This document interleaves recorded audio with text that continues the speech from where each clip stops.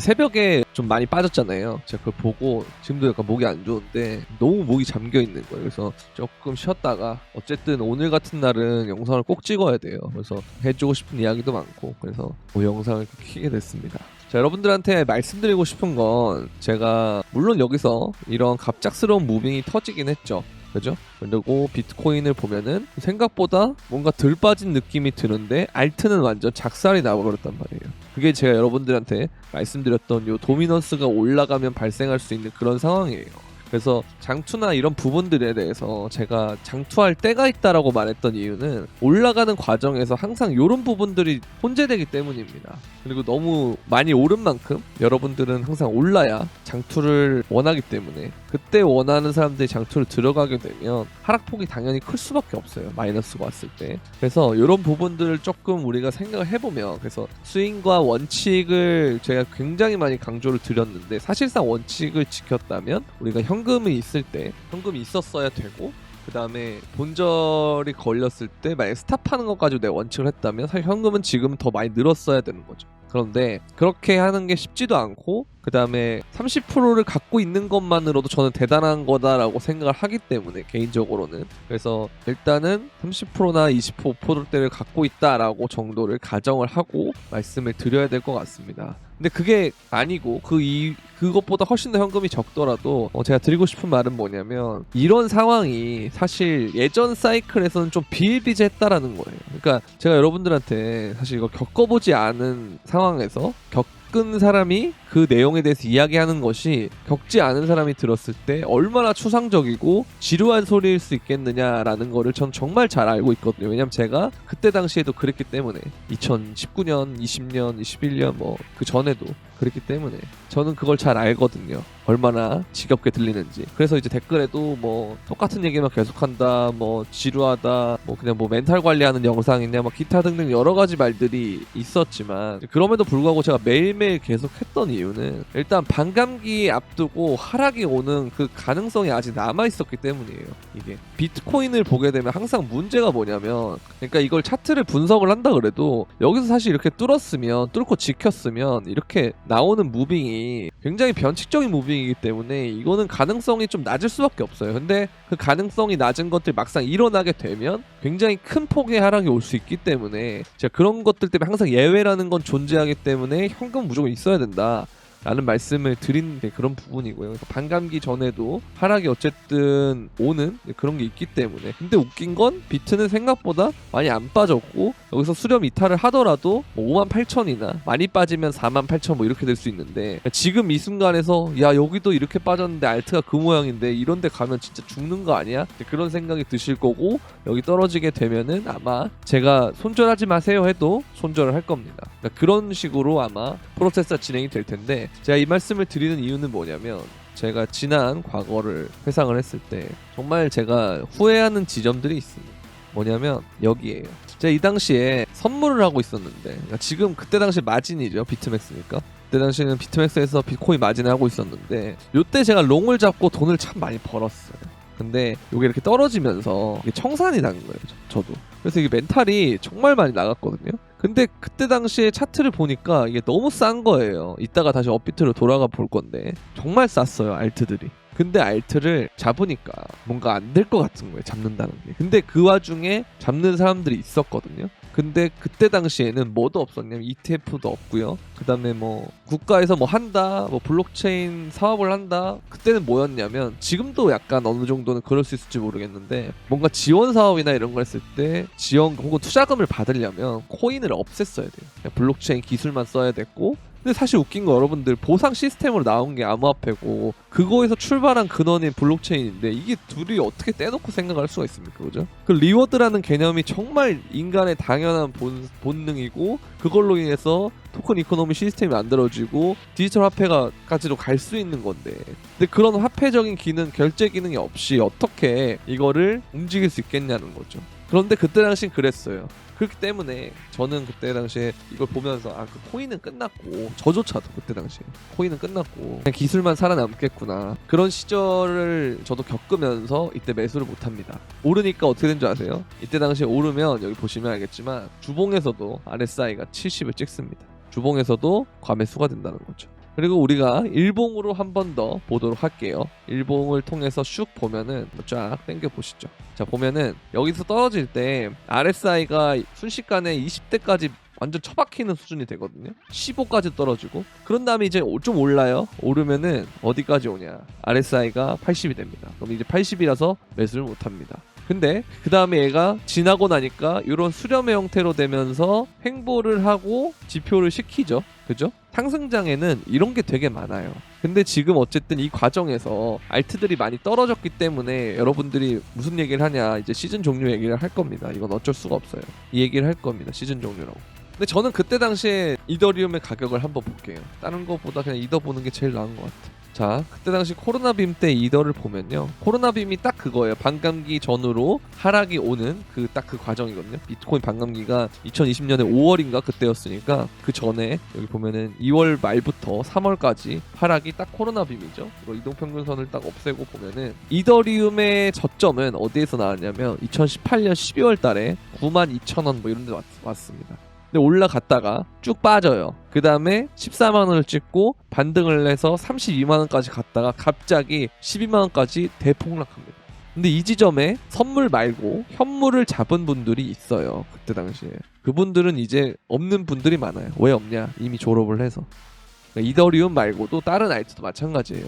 이때 당시에 잡은 사람도 있거든요. 근데 그분들은 보니까 졸업을 하더라고요. 언제까지 비아냥됐다? 2020년 말까지 계속 비아냥됐었다. 자, 근데 요즘 사이클을 보면 약간 섞인다라는 게 무슨 말이냐면, 원래 우리가 2024년에는, 그러니까 2024년 특이점이 온 게 뭐냐면, 원래 반감기 전에는 비트코인이 신고점을 가지 않아요. 신고점을 가지 않습니다. 그런데 지금 이번 사이클에는 반감기 전에 신고점을 갔어요. 그리고 특이점이 또 있죠. ETF라는 게, 현물 ETF라는 게 승인이 됐고, 실제로 기관들이 메인스트림에서 들어오는 것이 너무 명확하게 보이고, 그런 상태가 있고요. 그 다음에 신고점을 찍은 다음에 조정폭이, 여기가 이제 신고점이잖아요. 이걸 우리가 주봉으로 해서 또 보도록 할게요. 자, 신고점을 찍은 게 여기잖아요. 여기, 그죠? 그리고 여기 돌파한 다음에 고점부터 얼마나 떨어졌냐 보면은 17% 정도 떨어졌습니다. 자, 그런데 예전의 상황을 한번 볼게요. 우리가 당장 지난 상승장 2020년을 보더라도 여기서 신고점을 보면은 찍은 다음에 이 부근에서 조정이 얼마나 오냐 했을 때 여기서 이런 식으로 옵니다. 이렇게 거의 한 18%에서 15% 뭐 이렇게 와요. 그죠? 근데 이게 더 전에 장세를 보잖아요. 여기서 이렇게 보면은 신고점을 두고 조정이 여기서는 36%가 왔고, 그 다음에 여기서는 31, 여기 보면은 33% 이렇게 옵니다. 엄청나게 오죠. 그래서 지금 보면은 이 장이 뭔가 섞였어요.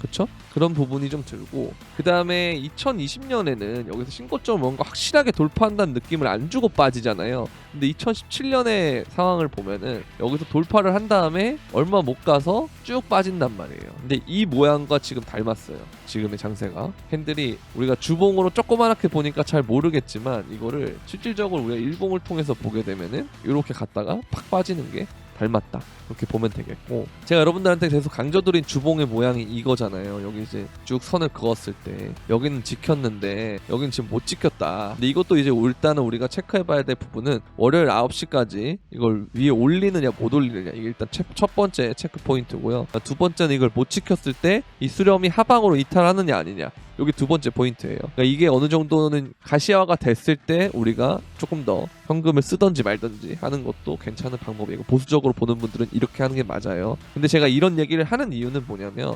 아까 전들의 그런 얘기를 하는 이유는 뭐냐면, 결국 뭔가 저점을 기다린다거나, 그죠? 저점을 기다린다거나 아니면 물려있던 거를 손절하고 또 저점을 기다린다고 했던 분들이 실제로 그 저점에서 많은 물량을 투입할 수 있느냐라는 건, 저는 조금 넌센스예요. 그럼 이거는 이제 언제 마인드가 돼야 되냐면, 하락장에서의 마인드가 돼야 돼요. 자, 그럼 이걸 판단하시는 분들은 어떤 걸 전제로 깔아야 되냐면, 여기가 상승장의 끝이라고 생각을 하신 분들은 이 전략을 하는 게 맞다는 겁니다. 그런데 만약 상승장이 계속 된다라고 생각을 하시면, 그런 분들 중에 이런 전략을 짜신 분들이 있다면 그분들은 아마 이렇게 될 가능성이 높아요. 요 하락 때도 보면은 2024년 3월 말, 그 다음에 4월 초, 이때도 보면은 다 어디 간다 그랬냐면 58,000 올 거다 그러고 매수를 못한 분들이 제법 있어요. 그러다가 여기 오르니까 이런 데서 안 좋은 자리에서 매매를 하고 그런 분들이 좀 있거든요. 그러니까 그렇게 될 가능성이 있다라는 거죠. 근데 그럴 것 같다라고 생각하시는 분들은 지금부터 넓은 범위로 천천히 매수하는 것도 나쁘지 않습니다. 그런 분들은 일단 현금이 이미 많아졌을 거기 때문에 손절을 했어서 아시겠죠? 그렇게 보면 될 것 같고, 자 그리고 이제 물려있는 분들이 계실 거예요. 물려있는 분들. 근데 제가 여러분들한테 25에서 30% 정도는 있다고 가정을 하고 제가 말씀드린다죠. 왜냐면 제가 이거 수없이 떠든 내용이라. 그래서 그런 분들 중에서 물려있는 분들은 어떻게 보면 되냐면, 제가 아까 말씀드린 것처럼 여기 이제 수렴 이탈을 하게 되면 이렇게 떨어지거나 뭐 58,000을 가거나 아니면 뭐 48,000 이런 데를 가거나 뭐 이럴 가능성이 좀 열려요. 그러면 여기에 쓸 현금을 일단 놔둬야 돼요. 그 대신 이 자리는 잡아볼 만한 자리예요. 알트들, 왜냐면 너무 많이 빠졌기 때문에 알트 자체로. 그래서 그분들은 여기서 한 5% 정도 쓸만합니다. 내가 30%를 갖고 있다 그러면 10%까지도 괜찮아요.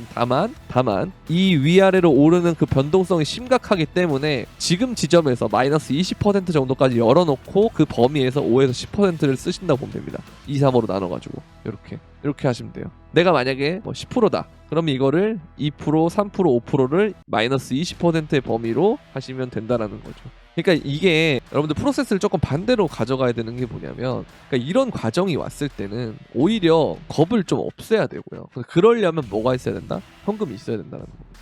자, 김프를 잘 내렸는데 다시금 김프가 꼈어요. 이거는 한국 사람들이 대부분 대응을 하지 못하고 물려있는 상태로 있다라는 거예요. 그러니까 매도가 조금 덜 나왔다. 그래서 이게 항상 김프를 빠지는 약간 공식 같은 게 있는데, 여기서 비트코인이 반등을 해요. 반등을 하고 이렇게 왔다가 다시 한번 계단식이 또 오면은 그 과정에서 알트들이 개별적으로 김프가 빠지는 경우가 생깁니다.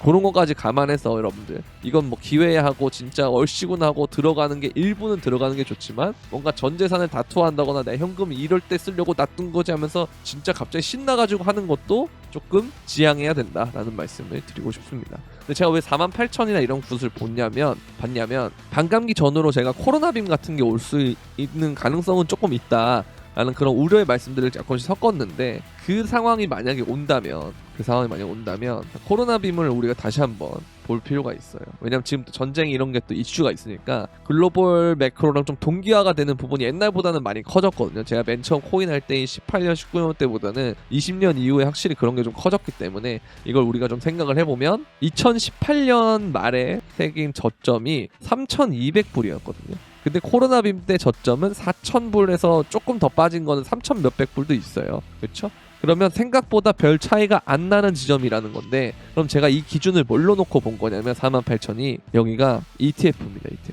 ETF 승인일이 여기에요. 현물 ETF 승인일. 그렇죠? 그리고 빠진 다음에 올라가서 여기 매물대를 만든 자리가 이제 48,000에서 52,000 자리거든요. 그러니까 여기가 오면은 그동안에 올랐던 게 빠지는 그런 구간처럼 볼 수가 있다. 그럼 이게 이제 일종의 코로나빔 이제 미니 코로나빔의 역할을 할 수가 있다라는 거죠.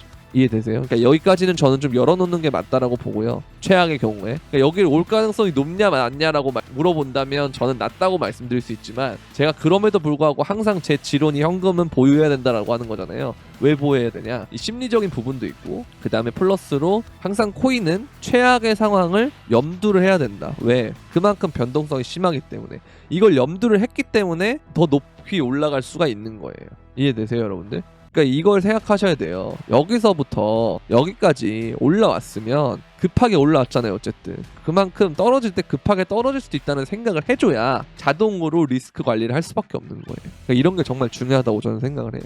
그래서 지금 많이 떠날 겁니다. 신규들 다 떠날 거예요. 신규들 떠나고요. 그냥 코인 얘기 안 할 거예요. 자, 근데 여러분들 한번 좀 되짚어 보면, 우리가 비트코인이 1억 찍고 신고점을 갈 때, 그때는 갑자기 어느 순간 비트코인에 대한 주변에서의 트래픽이 많이 발생을 했잖아요. 근데 어느 순간 지금이나 혹은 얼마 전까지를 보더라도 비트코인 얘기를 거의 안 합니다.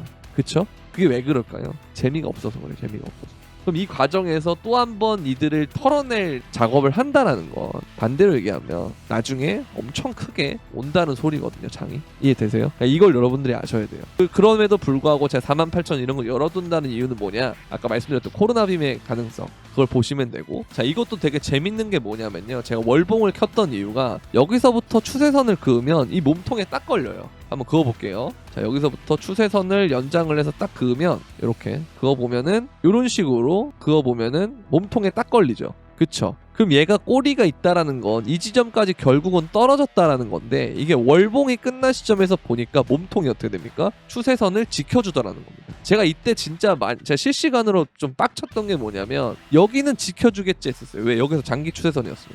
근데 여기가 깨지면서 하루아침에 여기가 팍 떨어지더라고요. 그때 멘탈이 많이 나갔는데, 이럴 때 멘탈을 잡는 사람이 이기는 거예요. 월봉이 끝날 때가 되니까 이렇게 돌아왔거든요.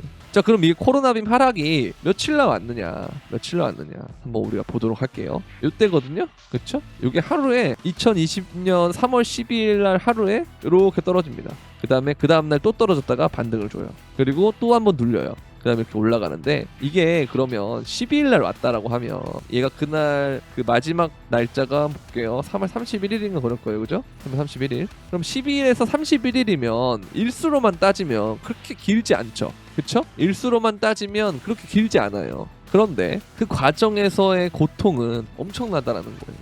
이해되시죠? 이 고통은. 근데 이게 끝나니까, 월봉이 끝날 때는 보니까 어떻게 되냐? 추세를 지켰더라. 그러면서 상승 추세를 이어가더라. 그렇게 보면 될 것 같아요. 진짜 재밌는 거였어요. 이게 지나고 보니까 제가 이걸 복귀하면서 느꼈던 부분이에요. 이거는. 그래서 이런 식으로 코인은 변동을 주더라. 자, 이제 이러면 선뜻 사람들이 들어가기가 힘듭니다. 근데 제가 지금 빨간 선을 그어놓고 하는 것들을 좀 보니까 이 지점을 지금 뺐냐 안 뺐냐라는 거거든요. 근데 그건 아닐 거다라는 거죠. 그럴 가능성이 좀 높다. 왜냐? 항상 상승장에는 뭐가 왔냐면, 이런 지점들에서는 뭐가 와야 되냐면 개미들의 광기가 있어야 돼요. 근데 이번에 광기가 있었냐면은 그건 저는 아니라고 생각하거든요. 항상 에코프로도 그렇고 뭔가 고점이 되려면 개미들의 집단 광기가 있어야 되는데, 이번엔 그런 게 없었어요. 그리고 도미넌스 역시도 항상 상승장에서 변하지 않는 부분은 뭐냐면, 그러니까 패턴이 바뀌어도 변하지 않는 부분이 알트장이 안 왔다예요. 이렇게 도미넌스가 급락하는 부분이 보시면 알겠지만 없잖아요. 지금 이건 계속 오르기만 하지, 이런 식으로. 근데 이런, 여러분들이 여기서 느껴야 되는 게 뭐냐면, 알트들 중에 10배 가고 100배 가고 이런 게 몇 개가 있잖아요. 10배 간 것도 있고.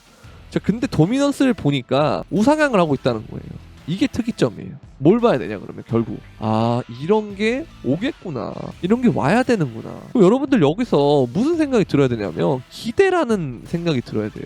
기대감, 불안, 뭐 초조, 뭐 등등 기타 등등 이런 걸 해야 될 게 아니고, 이게 돼야 돼요. 지금은 이게 안 왔어요. 정말 만약에 얘가 이런 캔들이 나온 다음에 방향이 이런 식으로 간 다음에 여기서 갑자기 오늘과 같은 무빙이 나왔다, 그러면 저는 아마 시즌 종료를 조기로 선언했을 수도 있을 것 같습니다. 근데 제가 봤을 때는 이게 안 왔어요. 아직 안 왔어요. 도미넌스가 확 빠지는 구간이 없어요. 근데 지금 보면 거래량 같은 게 터지죠. 그쵸? 이런 게 지금 저는 좀 중요하다고 생각을 하거든요. 그래서 물론 여러분들이 이 기간적으로 봤을 때 조금 힘들 수는 있어요. 그런데 제가 말씀드린 아주 달콤한 조정이라고 봅니다. 저는. 왜 달콤한 조정이냐? 여기서 계속 어쨌든 비트코인 가격이 기준이에요. 알트를 보지 마세요, 여러분들. 알트코인 가격으로 뭐 빠졌다 이런 거 하지 마세요. 항상 사이클은 비트코인의 가격을 중심으로 해서 얘가 어느 지점에 있을 때 어떤 장세가 오고 도미넌스가 어떻게 오르고 이렇게 결정이 되는 거지, 절대적인 기준은 비트코인이에요. 자, 그럼 비트코인 가격만 봤을 때, 기준으로 봤을 때 얘가 이런 식으로 주봉상 어쨌든 알트가 빠지긴 했지만 이 가격대로 마무리가 되거나 아니면 조금 더 반등을 해서 마무리가 된다면, 그러면 얘는 횡보예요, 계속. 근데 알트가 죽었을 뿐이에요, 도미넌스가 오르면서. 제가 말씀드렸죠. 도미넌스가 50에서 51% 오르는 거랑 뭐 55에서 56으로 오르는 거랑 이 똑같은 1%의 상승이 시장에서 가해지는 영향력은 달라진다라고 말씀드렸잖아요. 약간 그거랑 똑같아요. 약간 공부를 예로 들면 최상위권이 한 문제 더 맞추는 거랑, 그쵸? 중위권이 한 문제를 맞추는 거랑 내가 공부를 열심히 해서 그거 다르단 말이에요, 노력이. 그죠? 그거라고 보시면 돼요. 그래서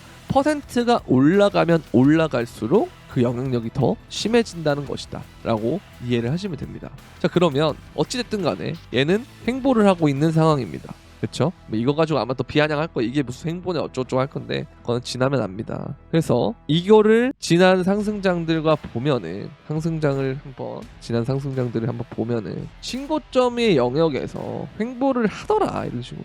아니 이거 지나고 보면 여기 횡보 맞잖아요. 물론 떨어진 폭이 크겠지만 15% 18% 되니까 크겠지만, 커 보이겠지만, 그쵸? 근데 이런 과정에서 뭘 한다? 개미들을 털어내고 있다. 제가 요 근래에 계속 기관들이 많이 사고 있다, 뭐하고 있다 이렇게 하고 하잖아요. 근데 그럼 그걸 보고 추격하는 사람들이 생길 거 아닙니까? 그 사람들마저도 털어내는 거예요. 그거. 저는 그런 게 정말 중요하다고 생각하고, 근데 지금 어쨌든 그런 시그널이 나오고 있잖아요. 근데 여러분들이 여기서 주저앉는다. 뭐 그럴 수 있겠죠. 제 말이 100% 맞는 것도 아닐 거니까. 그쵸? 그런데 항상 제가 말씀드리고 싶은 건 뭐냐면, 이 전략이라는 걸 짤 때요. 그러니까 저는 유튜브를 2021년 초인가? 2020년 말인가? 아무튼 그때 했어요. 근데 그때부터 제가 뭐 영상을 뭐 한 일주일, 2주일 안 올린 적은 있어도 무슨 뭐 장기적으로 휴방을 하거나 그런 적은 없었단 말이에요. 그러니까 그렇다는 건 뭐냐? 이런 장에서도 영상을 올렸고, 여기서도 올렸고, 여기도 올렸고, 여기도 올렸고, 여기도 올렸고, 여기도 올렸어요. 여기도 올렸고요. 여기도 올렸고, 여기도 올렸고, 여기도 올렸어요. 그런데 그럼 저희 옛날 스탠스들을 한번 쫙 비교를 해보시면, 어찌됐든 간에 이런 장에서도 저는 영상을 계속 올리면서 상승장에 대한 말씀을 드리잖아요. 자, 그런데 제 기준으로 봤을 때 이 순간에서의 난이도랑 여기의 난이도는 진짜 달라요. 여기가 진짜 개헬이에요, 제가 봤을 때. 그때 FTX 때문에 솔라나도 마탱이하고 그랬잖아요. 근데 그때 당시에 솔라나랑 뭐 이런 얘기들을 제가 했거든요. 괜찮다고. 근데 그 상황에 어떻게 솔라나를 사겠어요? 저는 이해합니다. 이해해요. 근데 지금은 ETF가 어쨌든 됐잖아요. ETF가. 그리고 반감기도 곧이잖아요. 근데 이 상황에 여러분들이 제가 이때 했던 실수를 똑같이 할 것 같아서 이제 그런 부분들이 좀 걱정이 되는 거예요. 제가 말씀드렸잖아요. 반감기는 지나고 나서 돌아봤을 때, 아, 이게 반감기 이후에 상승하는 거구나 라고 아는 거지, 실질적으로 우리가 실시간을 봤을 때는 이게 그렇게 큰 효과가 없는 것 같은데 라는 의구심만 계속 쌓일 거다라고 말씀드렸어요. 그겁니다. 그거예요.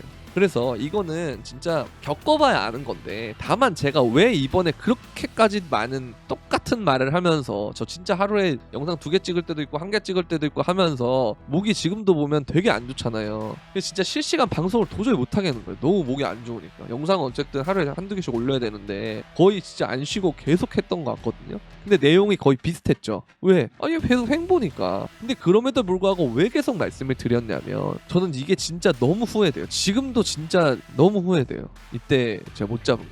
그런데 뒤늦게 여기서 와서 잡았음에도 불구하고 수익이 많이 나더라는 겁니다. 근데 여러분들은 대부분 어디 들어오셨죠? 여기서 그때 들어오셨을 거 아닙니까? 2021년 2월 뭐 이럴 때, 2월 뭐 3월 4월 이럴 때 들어오셨을 거 아니에요. 자, 그러면 나중에 똑같이 결국 이런 상태가 오면 그때서야 들어온다는 거예요. 왜 들어올까요? 알트가 미친 듯이 올라야 들어오는 거예요. 추후에. 이해되세요? 이제는 비트코인 1억이라는 게 상징적인 의미가 되지 않아요. 왜? 당연한 개념이 됐어요. 그래서 빠지면서 1억을 빠졌다가도 뭐 9천만 원 후반대네? 1억 나오면 또 1억대네? 이제 이런 상황이 됐다는 거예요. 예전에는 비트코인 1억 간다 그러면은 아유, 무슨 1억을 가 이런단 말이에요. 근데 지금은 1억을 이미 찍은 상태에서 유지가 됐으니까 사람들 입장에서 봤을 때 1억은 심리적인 저항선이 아니라는 거예요. 이제는 약간 자동문처럼 됐다는 거예요. 1억이 되면 1억이 되는 거고, 9천만 원 후반대가 되면 9천만 원 후반대가 되는 거고. 이해되세요? 그런 과정이 지금 되고 있는 거예요. 자, 그러면 다음번에 유인책은 뭘까요? 아까 말씀드렸던 대로 알트가 불장이 와야 돼요. 자, 그러면 알트가 불장이 오려면 뭐가 돼야 된다? 도미넌스가 떨어져야 돼요. 도미넌스가. 알트 불장이 오는 시점이 언제부터였냐? 실질적으로 1월 달부터 팍팍 떨어지긴 했지만 2월, 3월부터 알트가 미친 불장이 왔단 말이에요. 그때 여러분들이 본격적으로 들어오기 시작을 했습니다. 제 유튜브 구독자가 성장한 시기도 이때와 맞물리고요. 자, 그러면 제가 말씀드리잖아요. 또 놓칠 거냐 이거? 또 늦게 들어올 거냐? 제가 여러분들한테 어느 순간부터 장투 얘기를 안 했던 거 기억나시죠? 장투할 때 아니라고 지금. 왜 여러분들은 이런 데서 장투를 하려고 하시냐? 아니다, 장투할 때가. 이럴 때 했어야 된다 라는 말도 정말 많이 했죠. 근데 그럼에도 불구하고 진짜 장투 종목 뭐냐, 뭐 그러면 뭐가 있을까요? 뭐 그래도 뭐가 있지 않을까요? 이런 얘기들이 정말 많아서 저도 장투를 그나마 진짜 꾸역꾸역 찾아보려고 했던 게 있는데, 사실 장투는 어떨 때 해야 되냐면 대폭락이 나왔을 때 해야 돼요. 장투는 대폭락이 나왔을 때. 자, 이제는 제가 봤을 때는 장투 어느 정도는 괜찮다고 봅니다. 그러니까 알트들을 한다면. 근데 그럼에도 불구하고 알트가 아직까지 뭐가 없냐면 항상 여러분들 그 차트를 보실 때 제가 하방 경직이란 얘기를 최근에 또 말씀드렸잖아요. 이게 있어야 돼요. 이게 원래는 어떤 타이밍에 하는 게 맞냐면 넓게 이렇게 박스를 그려놓고 얘가 하락이 이렇게 기울기가 되다가 어느 순간 돼서 기울기가 0으로 바뀔 때가 있거든요. 이럴 때 하는 거예요 원래 장투는. 근데 사실 그게 실질적으로 우리가 현실적으로 불가능하잖아요. 그렇기 때문에 이런 데서부터 이렇게 사 나가는 거지, 이렇게 조금씩 사 나가는 거지. 그럼 그런 관점에서 봤을 때 지금은 사 나가는 관점은 맞느냐 틀리냐 했을 때는 그거는 맞다고 생각을 합니다. 대신 떨어질 가능성이 어느 정도 열렸다 했잖아요. 제가 48,000 이런 것도 열어놔야 된다 그랬죠. 그럼 그걸 감안해서 여러분들이 생각하는 그 장투의 범위와 제가 생각하는 범위는 다르기 때문에 그거를 좀 넓게 잡아주셔야 돼요, 여러분들. 뭐 예를 들어서 얘는 별로 안 빠졌고 이런 애들 있잖아요. 여기 보면은 하락률이 큰 애들 중에 괜찮은 애들이 있어요. 여기 보면은 뭐 블러도 저는 괜찮다고 보거든요. 블러 얘가 어쨌든 뭐 장투를 한다 그러면 우리가 큰 시간 봉을 봐야 돼요. 그러니까 일봉에서 보면 2평이 다 깨졌잖아요. 근데 여기서 주봉을 좀 보면은 주봉도 2평이 깨졌어요. 자, 그러면 우리가 어떤 걸 봐야 되느냐, 주요 매물대가 있는 곳을 봐야 되거든요. 주요 매물대가 있는 곳을. 그러면 조금 더 큰 봉으로 보도록 할게요. 월봉으로. 여기서 이제 매물대를 보게 되면은 이 선과 여기가 이제 고점, 상장과 고점입니다. 그리고 뭐 많이 하면 여기까지 열어놓을 수 있겠네요. 여기랑 그 다음에 요렇게 요 꼬리 요렇게. 그러면 지금 보시면 600에서 517 이 정도까지가 있죠. 그렇죠? 요 영역과 그 다음에 조금 더 늘리면 아마 여기 주봉에서 만나는 구간들일 거예요. 그래서 제가 볼 때는 한 요 정도 600에서 450 뭐 이런 데까지를 넓게 잡아놓고 제가 말씀드린 2, 3, 5 말씀드렸죠? 그리고 여기를 또 2, 3, 5 여기를 2, 3, 5 여기를 2, 3, 5 이렇게 해버리면 괜찮다는 겁니다. 제가 좀 더 확대를 해드릴게요. 진짜 디테일하게 한다 이제. 자, 그러면 제가 아까 말씀드린 대로 2, 3, 5 이렇게 있고요. 2, 3, 5, 2, 3, 5, 2, 3, 5 이렇게 있어요. 그죠? 그럼 여기서 그럼 총 몇 등분이 되는 겁니까? 2, 2, 3으로 하는 게 다 합치면 9등분이네요. 맞죠? 9등분이죠? 그러면 내가 뭐 예를 들어서 현금 5에서 10%를 쓰는 돈이 예를 들어서 한 100만 원이다 칩시다. 그러면 이 100만 원을 어떻게 매수를 해야 되냐면 이 범위에서 9등분을 해야 돼요. 9등분을 어떻게 해야 된다? 2, 3, 5를 먼저 나누고 이 2, 3, 5를 2, 3, 5로 또 나누고 해서 9등분을 해가지고 이 범위에다가 걸어놔야 된다는 거예요. 근데 이렇게 하시는 분들 거의 없을 겁니다. 근데 이렇게 해야 되는 거예요. 이렇게. 그러면 떨어져도 견뎌져요. 그리고 그게 매수가 좀 덜 된 상태에서 올라가거나 매수가 다 돼도 평단이 정말 획기적으로 낮아질 거거든요. 그럼 평단이 어디쯤에 있을 거냐면 이렇게 만약에 매수를 했다 하면은 평단이 한 이 지점쯤에 생길 거예요. 여기만 놓고 보면은. 근데 대부분의 경우는 장투를 한다 그럴 때 여기서 매수하고 하다 보면은 이때쯤 되면 현금이 없고요. 그 다음에 또 뭐가 또 생기냐면은 비중 자체를 2, 3, 5를 거의 안 하기 때문에 뭐 1대1대 이런 식으로 합니다. 그러면 이제 평단이 어디서 생기냐면 이렇게 놓고 봤을 때 절반에서 생기는 게 아니고요. 절반이 아니고 이 전체 레인지를 놓고 봤을 때 이 지점에서 생깁니다. 절반보다는 한 25%, 30% 정도 지점에서 평단이 형성이 되게 됩니다. 그런데 2, 3, 5를 하면은 반대로 이 지점에서 생기겠죠. 한 65, 75에서 그렇죠? 75에서 80% 정도 그 지점에서 생기겠죠. 이게 차이가 생기는 거예요. 2, 3, 5를 했을 때. 근데 지금과 같은 경우는 아까 말씀드린 대로 꼬리가 어디까지 빠질지 모르기 때문에 만약에 정말 빠진다고 하면 코로나 빔 같은 게 오면은 그런 형태로 이제 미니 코로나 빔 형태로 온다 그러면 어디까지 빠질지 모르기 때문에 그 꼬리를 먹으려면은 최대한 넓은 지점으로 거미줄로 촘촘히 쳐야 되는데 9등분 정도면 정말 많이 치는 거다. 그것도 2, 3, 5까지 다 하면 이렇게 하면 된다는 거예요. 전혀 여러분 문제될 게 없어요. 왜? 어차피 이제 신규들 다 나갑니다. 다 나갔어요. 그리고 있는 사람도 나갔어요. 이거 나가야 돼요. 이거는 있는 사람들 또 알트장에 대한 불신이 생기고 할 때가 정말 저점인데 되게 다행인 부분은 뭐냐면 제가 말씀드리잖아요. 신고점을 이미 넘었어요. 그러니까 신고점이 안 넘은 상태에서 이런 상태에서 막 이런 게 떨어지면은 그게 코로나 빔이었거든요. 그게 진짜 멘탈이 나가는 거예요. 뒤질 것 같은 거 속된 말로 진짜 그때 당시에 저는. 근데 지금은 신고점이 넘었어요. 역사상 비트코인이 신고점을 넘어서 사이클이 이제 상승장이 안 온 적이 없었어요. 뭐 이미 끝났다라고 볼 수도 있겠지만 근데 재밌는 건 항상 뭐였다? 많이 올라요. 여기 반감기 이벤트도 있고. 근데 지금 반감기 이벤트를 얘기하면 사실 와닿지 않거든요. 아예 별거 아니겠지. 그것이 바로 고래들이 노리는 겁니다. 여러분들에게 올해가 노리는 거예요. 근데 그럼에도 불구하고 선택은 여러분들이 하는 겁니다. 저는 뭐 여러분들의 돈을 제가 뭐 그런 거예요. 그러니까 떨어지면 자꾸 원망을 하는데 그러니까 잃으면 그럼 반대로 생각했을 때 벌었을 때 뭐 슈퍼챗을 쌌다거나 그러지 않거든요. 그쵸? 감사합니다 하는 분들도 정말 저는 대단하다고 생각을 하고 그렇지 않은 분들 그냥 띡 보고 끝나는 사람들이 많거든요. 근데 막상 잃으면 탓을 돌려요. 왜 돌리죠? 그쵸? 그러면 안 된다는 거예요. 그러니까 저는 여러분들에게 한 가지 그냥 소스일 뿐이에요. 이해되세요? 무슨 이때 되니까 책임을 회피한다 이런 거 절대 아니거든요. 저는 제가 책임을 회피하는 사람이었으면 애초에 오늘 같은 날 영상을 올리지도 않습니다. 그리고 저는 하락장에서도 누누이 영상을 올린 사람이에요.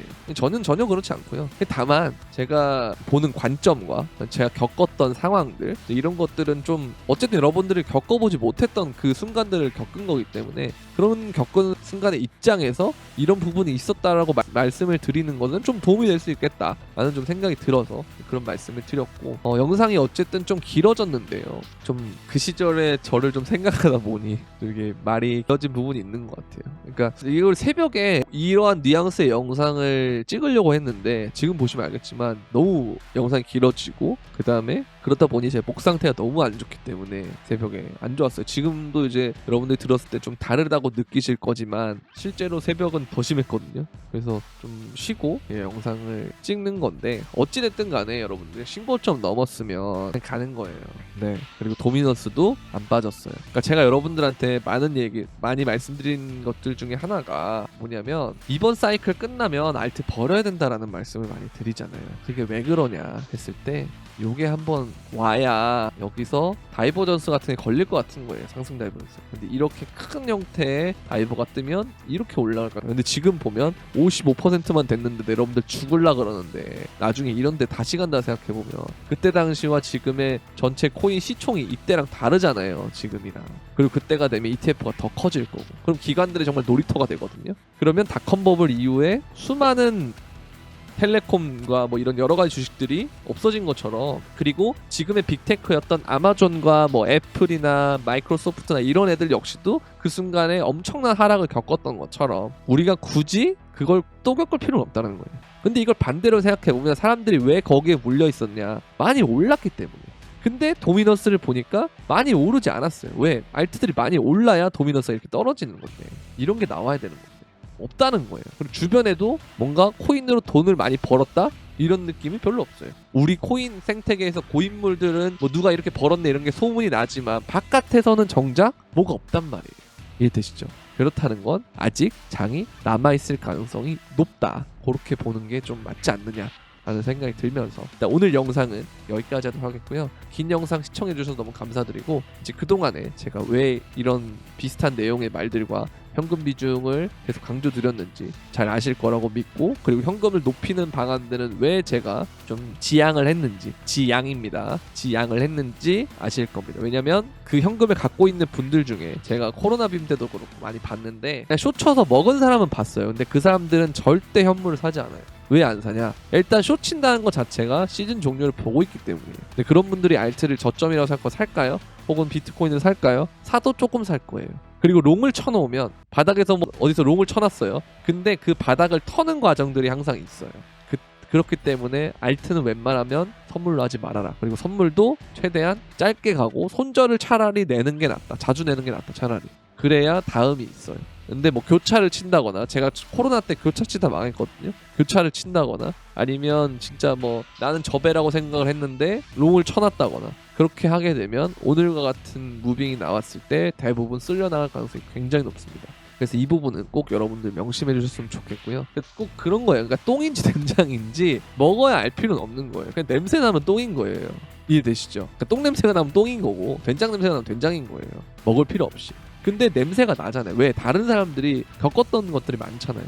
그리고 요런 특이점들이 지금 있잖아요. 보면 우리가 찾았을 때 공통점과 요번 사이클에만 정한 특이점도 있기 때문에 이런 것들 좀 우리가 생각을 해보면 어쨌든 좀 남아있는 것 같다. 그래서 힘내시라는 말씀을 드리고 저도 어차피 많이 번 거에서 알트를 떨어지면서 좀 토한 부분이 많을 거 아니에요. 여러분들보단 많겠죠 제가. 그렇지 않나요? 근데 저는 이런 과정이 있어서 왜 다행이냐고 말하는 게 뭐 쿨진처럼 보일 수는 있어요. 어떻게 보면. 근데 그렇지 않습니다.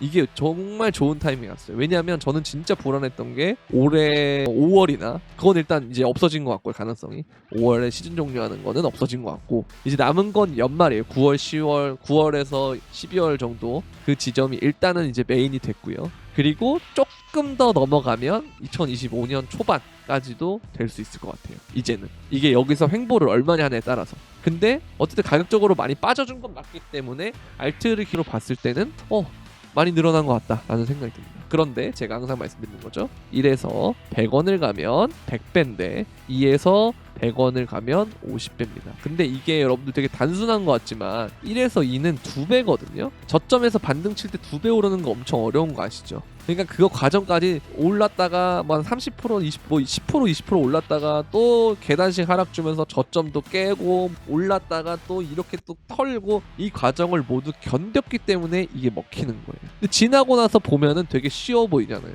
쉽지 않습니다. 돈 버는 게 쉬운 게 아니에요. 코인을 만만하게 보지 마세요. 코인으로 돈 버는 사람들 진짜 대단한 사람들이에요. 제가 봤을 때는 주식으로 돈 버는 사람들 대단한 사람, 부동산으로 돈 버는 사람들 대단한 사람, 다 대단한 거예요.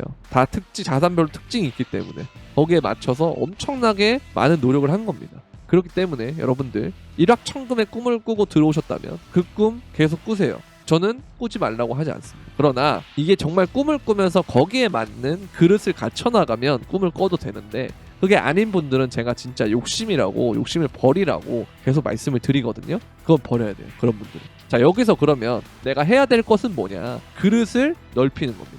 그릇을 키우는 거예요. 새 그릇으로 바꾸는 거예요. 큰 그릇으로. 그게 뭐냐? 아까 말씀드렸던 부분들이에요. 똑같은 말을 계속하고 있어요. 그래서 오늘의 영상을 저는 뭐 사실 주말이기도 하니까 반복 시청을 하는 게 저는 좋을 거라고 생각을 하지만 뭐 그렇게 하지 않을 분들이 많을 거고 이 문구를 엄청난 스킵을 통해서 보시는 분들도 있을 거예요. 그거는 어쨌든 여러분들이 선택을 하신 겁니다. 저는 일단 오늘 영상에 대해서 매우 만족스럽고 나름 할 얘기를 좀 했다고 생각을 합니다. 오늘은 일단 여기까지 하도록 하겠고요. 주말 잘 보내시고 도움이 되셨다면 구독과 좋아요, 알림 설정 그리고 댓글까지 부탁드리면서 그럼